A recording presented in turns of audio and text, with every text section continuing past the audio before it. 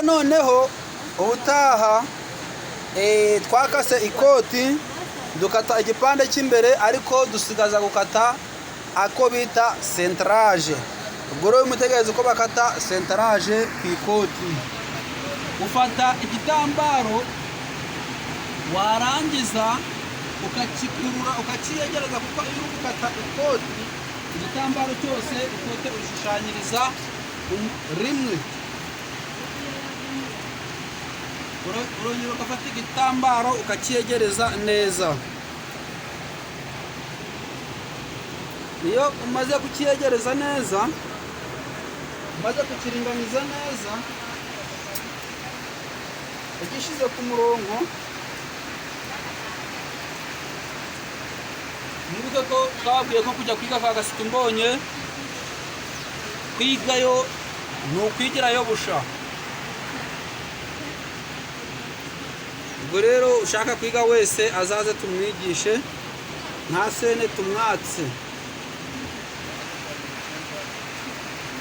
Yaba urubyiruko, yaba abahungu, yaba abakobwa, abo bose turabigisha, twemeje kuyamba Abana-Uganda kuri busha.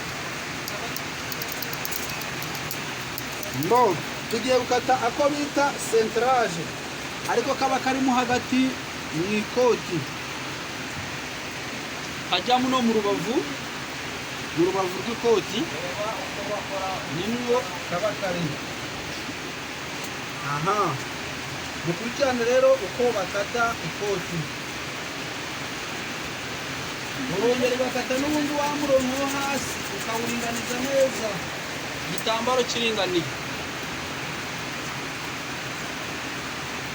Warangiza ufata kano ka centrage ugatandikira hano hasi, uko ugakata ukakavanayo neza witonze, ukagakata nta muntu uri guhungabanya, ukakavanamo neza, ukagakata.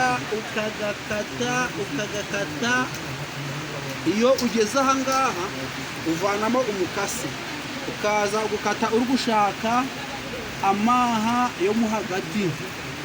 Ubundi ikote rigira amaha ay'imbere, kagira amaha yo mo hagati, kagira n'amaha y'inyuma. Ubwo iyi ni centrage turayirangije, amaha ya centrage turangije kuyakata. Ukurikirane neza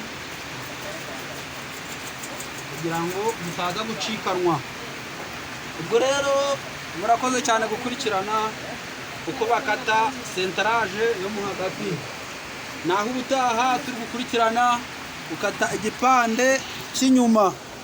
Abakurikiranye gahunda y'amasomero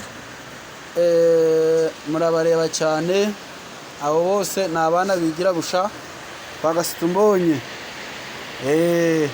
bayambwa n'igitongore cya NRC.